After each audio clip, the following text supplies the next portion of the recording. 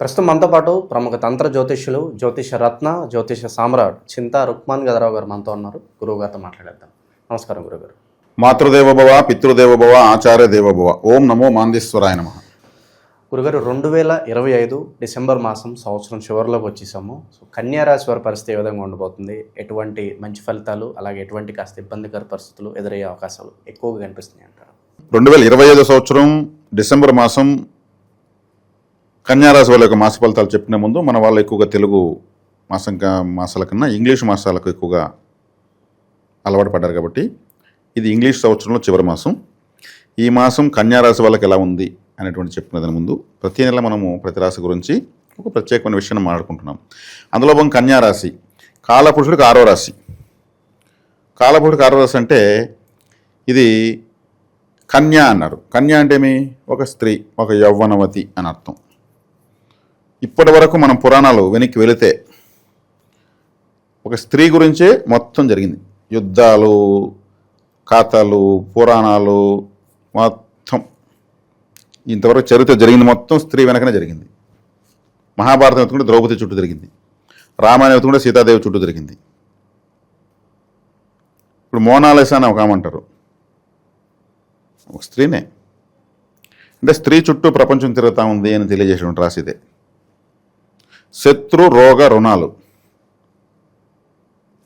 ఈ స్థానం, శత్రు రోగ రుణస్థానం ఈ కన్యారాశి. ఈ స్త్రీ గురించే శత్రువులు, స్త్రీ గురించే రోగాలు, స్త్రీ గురించే రుణాలు. రోగం అంటే అనారోగ్యం కాదు, మానసికంగా పడే బాధ కూడా రోగమే. స్త్రీకారకుడైన శుక్రుడు ఇక్కడే నేర్చబడతాడు. ఎందుకంటే ఈ స్త్రీ చుట్టూనే అన్ని సంఘర్షణలు, ప్రపంచం అంతా ఈ స్త్రీ చుట్టూనే పోతుంది కాబట్టి. ఇప్పుడు ఏ వస్తువును తయారు చేసి ఆ వస్తువు సరిగ్గా పోలేదనుకుంటే దానిపైన ఒక స్త్రీ బొమ్మ ప్రింట్ చేసి వదిలేస్తే చాలు, సరుకు చూడ పైన బొమ్మ చూసుకునేస్తారు. మేనమామను సూచించేటువంటి మేనమామ యొక్క స్థానం 6వ స్థానం. అప్పులు ముఖ్యంగా మనకెంత అప్పు ఉంది అని తెలియజేసేది ఇదే. అందుకే మ్యాథమెటిక్స్ కారకుడు బుధుడు ఈ రాశికి అధిపతి ఇక్కడే వచ్చేసి పొందుతాడు. కాబట్టి ఇక్కడ ఈ రాశి యొక్క ప్రభావము, మన అప్పు అంటే ఏది అప్పు? ఆర్థికంగా కాదు, ఈ జన్మలో మనం అనుభవించాల్సిన బాధ కూడా. అందుకే శత్రు రోగ రుణము అన్నారు. ఇది ఇక్కడ తెలియజేస్తుంది. మన అప్పులు మన శత్రువులే కదా, మన అప్పులు మన రోగాలే కదా. అంటే వ్యక్తుల రూపంలో ఉండేవాళ్ళు కదా శత్రువులు, అప్పుల రూపంలో ఉండేవి ఇంకా వాళ్ళకన్నా డేంజరు. వాళ్ళేమో నిద్రపోతారు, ఇది నిద్రపోదు. కాబట్టి ఈ 6వ స్థానం అనేది కన్య. ఇక్కడ వచ్చేకాడికి ఈ కన్యా రాశి వాళ్ళు చాలా సున్నితంగా ఉంటారు. ఈ రాశిలో చాలా పౌరుషంగా ఉంటారు. పరిపక్వతకు అపరిపక్వత మధ్యలో ఉన్నటువంటిదే కన్య. అంటే వివాహం కానటువంటిది, బాలిక కానటువంటిది, ఒక యవ్వనంలో ఉన్నటువంటిది. కాబట్టి యవ్వనంలో ఉన్న స్త్రీని చూస్తే ప్రపంచం అదే స్త్రీ అవతారము మహావిష్ణువు ఎత్తితే ఏమైంది? అమృతాన్ని దేవతలు గీయకుండా తన చూపులతో, సైకిల్తో వాళ్ళని మస్కా కొడుతూ ఈ పక్క పోయేసాడు. ఆ అవతారం ఎత్తకపోతే రాక్షసుల అమృత కలిసి ఈ పక్క వచ్చి ఉండదు. అంతటి శక్తివంతమైన రాశిది. అంటే మన ఈ జన్మలో మన కర్మ బ్యాలెన్స్ ఎంత, మన అప్పుల రూపంలో ఎంత, రోగాల రూపంలో ఎంత, ఎత్తుల రూపంలో ఎంత, ఫైనల్ బ్యాలెన్స్ షీట్ ఇది. కడుపులో నొప్పి ఉంటుంది వీళ్ళకు. కడుపుకు సంబంధించి ఏదో ఒక సమస్య ఉంటుంది. కుడివైపు డొక్క అంటారు. కాలపురుషుడికి ఇక్కడ వస్తుంది. ఇక్కడంతా మీ కింద మనం చెప్పిన రాశులన్నీ తులారాశి, తొడలు ధనుసు రాశి, మోకాళ్ళు మకర రాశి, పిక్కలు కుంభరాశి, పాదాలు మీనరాశి.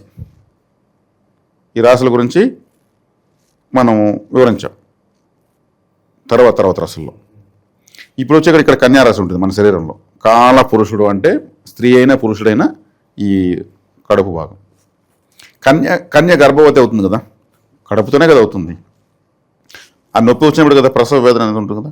ఇట్లా ఆలోచిస్తూ వస్తే అన్నీ కనెక్ట్ అవుతాయి. కాబట్టి గ్యాస్ట్రిక్ ప్రాబ్లం కానీ, అజీర్ణం కానీ, వేడి చేయడం కానీ, మలబద్ధకం కానీ, ఫుడ్ పాయిజన్ కావడం కానీ ఏదో ఒకటి ఈ కన్యారాశిలో వాళ్ళకు పుట్టిన వాళ్ళకు ఉంటుంది.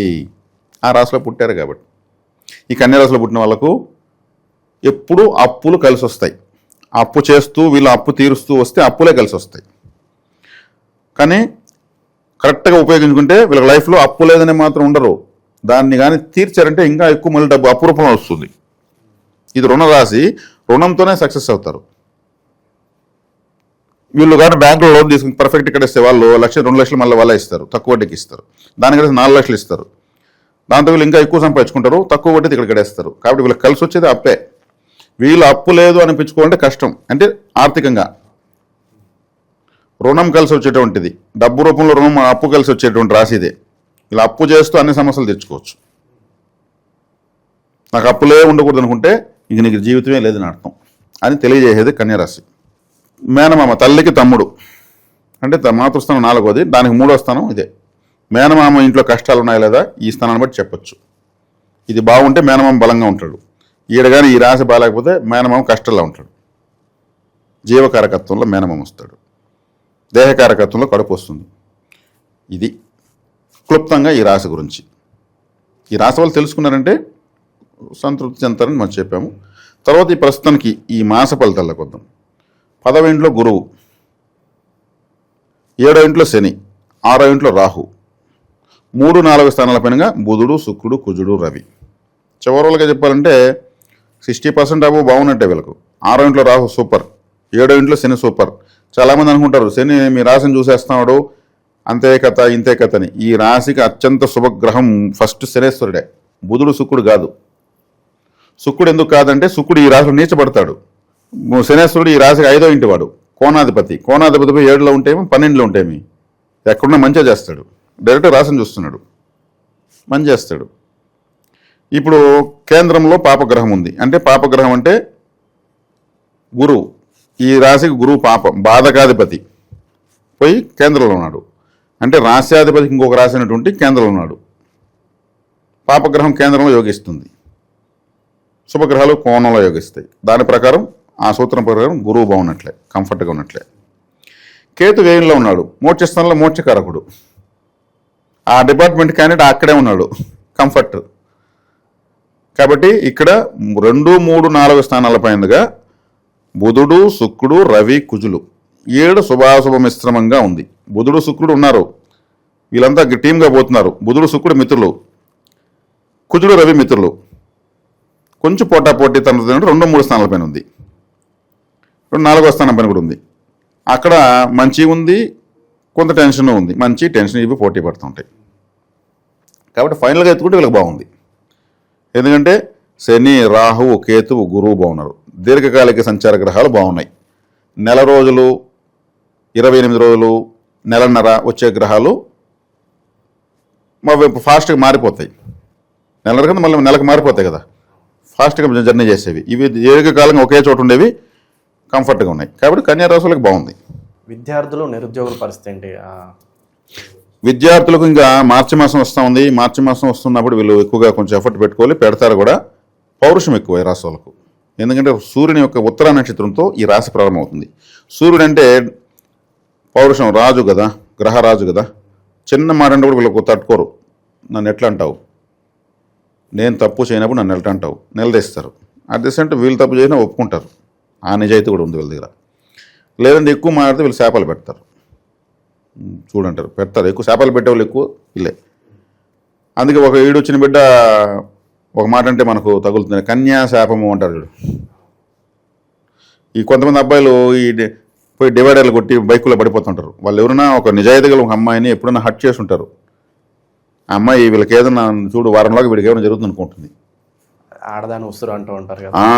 ఇవన్నీ వస్తాయి, జ్యోతిషాన్ని తెలియని కూడా వస్తాయి. కన్యా రాశి వాళ్ళను వీళ్ళు ఏదైనా పోయి టచ్ చేసి ఉంటారు. ఆ డివైడర్ కొట్టి ఆ పాప చెప్తుంది, నన్ను వారం ముందు ఆ ఎదవలు ఇలా అన్నారు, నేను అప్పుడే అనుకున్నాను, నాకు తెలుసు, నన్ను బాధ పెట్టినాడు ఎవడు కానీ ఇంతవరకు అంటారు. వాళ్ళు బాధ పెట్టినారు కాబట్టి అంటారు. ఎవడు పెట్టమన్నారు? వీళ్ళు రాసి తెలుసుకుని వెళ్ళిపోయిన అడిగేది అనుకున్నా, అమ్మా నేను రాసే కన్యా రాసి అయితే మేము సైడ్ కొట్టమని చెప్పి అనుకుందా, లేదు కదా. కానీ ఎవరిని బాధ పెట్టకూడదు. కన్యా అంటే కన్యా రాశి ప్రభావం ఉంటుంది. కన్యాకుమారి, బాలా త్రిపుర సుందరి, వాసవి కన్యకా పరమేశ్వరి, వాళ్ళంతా కన్యారాశి యొక్క శక్తి ఉన్న దేవతలు వాళ్ళంతా. కుటుంబ వ్యవస్థకు వస్తే భార్యాభర్తల మధ్య సంబంధాలు కావచ్చు, ఓవరాల్గా ఫ్యామిలీ ఎన్విరాన్మెంట్ ఎలా ఉంటుంది ప్రస్తుత కాలంలో? వీళ్ళు స్ట్రిక్ట్గా ఉంటారని చెప్పాను మీకు, పౌరుషంగా ఉంటారని చెప్పాను. వీళ్ళకు పొగిడితే చాలు, నువ్వు నేను చెప్తే అది అంటే చాలు, వీళ్ళు అన్నీ చూసుకునేస్తారు. ఇవి కన్యాసుకున్న అమ్మాయిని ఎవరిని పెళ్లి చేసుకోవాలనుకోండి, ఆ అమ్మాయి మొదటి ప్రిఫరెన్స్ ఇచ్చేస్తా ఉంటే నువ్వు తప్పు చేసినా కానీ సరే నేను చూసుకుంటా ఉండి అంటుంది. నీకేంది నేను చెప్పేదని అనుకో, ఎవడరా కట్టుకోమని నేను పెళ్లి చేసి నన్ను ఎందుకు పెళ్లి చేసుకున్నావు ఆ మాట అనేవాడు. అప్పుడు అట్ట చూసుకుంటా ఇట్ట చూసుకుంటా అన్నావు, ఇప్పుడు వస్తే నీకేందని చెప్పేది అంటున్నాను, నిలదీస్తుంది. ఆ డిస్టర్బెన్స్ ఎందుకు? కన్యారాశి కన్యా లగ్నం అనుకున్న అమ్మాయికి మొదటి ప్రిఫరెన్స్ నాలెడ్జ్ లేకపోయినా ఒకటి ఇవ్వు, అప్పుడు నీకు అనుకూలంగా మారుతుంది. కాబట్టి కుటుంబ వ్యవస్థ ఈజీగా కన్యారాశి ఉన్న అబ్బాయి కూడా అంతే, అబ్బాయికి అతనికి భర్తగా ఉంటే అదే ప్రాధాన్యత ఇవ్వాలి. ఇస్తే అన్నీ చూసుకుంటారు, ఏమి ఇబ్బంది లేదు. వీళ్ళు మ్యాథమెటిక్స్ అని చెప్పాను, శత్రు రోగ రుణాలు బ్యాలెన్స్ ఎంత అనేది వీళ్ళు ఒక చిత్రగుప్తులు అంటారు, మొత్తం లెక్క అంతా తెలుసు వీళ్ళకు. అప్పే కలిసి వస్తుందని చెప్పాను, దాన్ని ఎట్లా కట్టాలో తెలిసి ఉండాలి కదా అర్థం. అది కలిసి వస్తుందంటే దాన్ని మళ్ళీ కట్టేగా ఎక్కువ తీసుకుంటే మ్యాథమెటిక్స్ ఎట్లా వెళ్ళు రొటేషన్ చేస్తూ నీకు ఎందుకు ఉండని చెప్తారు. ₹1,00,00,000 కూడా అప్పు తెచ్చుకోండి, ₹1,00,00,000 కట్టేయగలరు వీళ్ళు, మళ్ళీ ఇంకొక 5 కోట్లు తేగలరు. దాన్ని అర్థం చేసుకుని ముందుకెళ్ళాలి. ఇక నిరుద్యోగులు ఉద్యోగస్తుల పరిస్థితి ఇది శత్రు రోగ రుణామన్నాను. ఇది సర్వీస్, ఒకరి కింద పనిచేసేటువంటిది 6వ స్థానము, సొంతంగా వ్యాపారం చేసేది 10వ స్థానము, ఇది 6వ స్థానం అయింది. 10వ స్థానం కూడా వీళ్ళు రాసే వచ్చింది. కాబట్టి వీళ్ళు సొంతంగా పని చేసుకున్నా సక్సెస్ అవుతారు, వీళ్ళు ఇంకొకరి కింద పని చేసినా సక్సెస్ అవుతారు. క్యాలిక్యులేషన్ బాగా తెలిసిన వాళ్ళు కాబట్టి ఎట్లున్నా సక్సెస్ కొడతారు. కాకపోతే వీళ్ళని హర్ట్ చేయకూడదు, మెయిన్ పాయింట్ అది. కొడుకుగా పుట్టిని కూతురుగా పుట్టిని, భార్యగా ఉన్ని భర్తగా ఉన్ని, లేదు సమాజంలో ఎవరైనా ఉన్ని, వీళ్ళని హర్ట్ చేయకూడదు. కన్యారాశి వాళ్ళు వీళ్ళు కానీ మాత్రం మనం పొగుడుతూ అప్రిషియేట్ చేస్తుంటే అభినందిస్తామంటే సూపర్గా సహకరిస్తారు. వీళ్ళకి లేకపోయినా కానీ ఇంకో చోట అప్పు చేసి మన కోసం వాళ్ళు అప్పు చేసిస్తారు, మనం ఒక లేకపోతే కూడా ఏదో ఒకటి వాళ్ళు కట్టుకుంటారు. ఆ కెపాసిటీ ఉండేవాళ్ళు వీళ్ళు. అట్టనేసి ఇప్పుడు నేను చెప్పాను కదనేసే కన్యారాశి మస్కవుడి పొగిడే వాళ్ళ డబ్బులు ఎక్కడ కొట్టేది తప్పు అవుతుంది, అది చేయకూడదు. అది ఇంకొక రూపంలో మళ్ళీ వచ్చి తగులుకుంటుంది. స్పెషాలిటీస్ ఏమంతా ఇప్పుడు మనం ఏ రాశిని మామూలు ఆషామాషి కాలచక్ర స్వరూపాన్ని చెప్తున్నాం మనం. అవి రాశుల రూపంలో ఇమిడి ఉంటాయి. ఆ రాశి ఎనర్జీతో రిలీజ్ అయ్యేటప్పుడు వీళ్ళు పుడతారు, వర్చువల్గా వచ్చి ఇక్కడ శరీరం తీసుకుంటారు, తల్లిదండ్రులను సెలెక్ట్ చేసుకుంటారు. ఇది ఆత్మవిద్యలోకి వెళ్ళిపోతుంది. ఇప్పుడు మనం చెప్పేదంతా కూడా చాలా చాలా విజ్ఞానం ఉంది జ్యోతిష్ శాస్త్రం వెనక. కాబట్టి కన్యారాశి అనేది అతీతమైన శక్తి కలిగినటువంటిది. కన్య అంటే ఏమి? ఒక స్త్రీ లేకపోతే మొత్తం పురుషులు అంటే ఏమి? ఏంటి లాభమే ఉంది? అందుకే మాతృత్వానికి అర్హత సాధించింది, సంపాదించిన అర్థం. అందుకే కడుపు మాతృత్వము. ఒక స్త్రీ పెళ్ళైతే పిల్లలు పుట్టకపోతే ఆమెకు చాలా తక్కువ దురదృష్టం. పిల్లలు పుడితే ఆమె స్త్రీగా పుట్టేందుకు ఆమెకు జన్మ ధన్యమైనట్టు. అటువంటి కడుపు అనేటువంటి స్థానాన్ని సూచించేటువంటిది కన్యారాశి. ఈ స్త్రీ చుట్టూనే ప్రపంచం నడిచిందని చెప్పాను నేను. ఇప్పుడు కూడా స్త్రీ చుట్టూ ప్రపంచం ఉంది. హీరోయిన్ లేకుండా సినిమా హిట్ చేయమని చెప్పి చూద్దాం. ఒక డల్ ఉండగా హీరో ఒక 4 టాప్ హీరోలతో యాక్ట్ చేశాడంటే అతను పైకి లేస్తాడు, అంతే కదా. కాబట్టి ఏ రంగంలో అయినా స్త్రీలదే ప్రముఖ పాత్ర. మన భారతదేశ చట్టాలు కూడా స్త్రీకి అధిక ప్రాధాన్యత ఇచ్చాయి, స్త్రీని దేవతగా భావించాయి, నిత్యాగ్నిహోత్రురాలుగా భావించాయి. నిత్యం అగ్నిని వెలిగించేది, స్టవ్ వెలిగించడము, దీపం పెట్టడము, నీళ్లు పెట్టడము, అగ్నికి దగ్గరగా ఉంటుంది. ఆమె ఏ పూజలు చేయాల్సిన అవసరం లేదు. ఆమె దేవతల అగ్ని స్వరూపులు కాబట్టి ఆమె దేవతో సమానము. ఇంటికి ఇల్లాలే దీపము దేవత అంటారు. ఇంత శక్తి మనకుంది. కాబట్టి ఇక్కడ కన్యారాశి వల్ల హట్ చేయకూడదు. ఇక విశేషంగా ఎటువంటి పరిహారాలు దైవారాధనలు ఉంటే బాగుంటుందంటారు? కన్యారాశి వాళ్ళు బుధగ్రహంగా ఉచ్చస్థితి పొందుతాడు. బుధుడు అంటే సరస్వతీదేవి, బుధుడు అంటే మహావిష్ణువు. కాబట్టి శ్యామల దండకము ఎక్కువగా వినడము, విష్ణు సహస్రనామాలు ఎక్కువ వినడం చేస్తుంటే ఈ రాశి యాక్టివేట్ అవుతూ ఉంటుంది. బుధుడు అంటే మహావిష్ణువు, అధిష్టాన దేవత మహావిష్ణువు అంటారు. శ్రీకృష్ణుడు కూడా ఆరాధన చేయొచ్చు. శ్రీకృష్ణుడు చాలా ఇంటెలిజెంట్. బుధుడు అంటే ఇంటెలిజెన్స్. బుధుడు అంటే డాక్యుమెంట్ అంటే ఏమి? సిగ్నేచర్ కన్నా తర్వాత అన్ని డాక్యుమెంట్లు. ఒక డాక్యుమెంట్ రెడీ లాస్ట్లో సిగ్నేచర్ లేకపోతే ఆ డాక్యుమెంట్ వేస్ట్. అది బుధుడే. గెజిటెడ్ ఆఫీసర్ అంటే గ్రీనింగ్ సైన్ చేస్తాడు. బుధుడు అంటే గ్రీన్ కలరు. కాబట్టి ప్రపంచం అంతా డాక్యుమెంట్లో ఉంటుంది.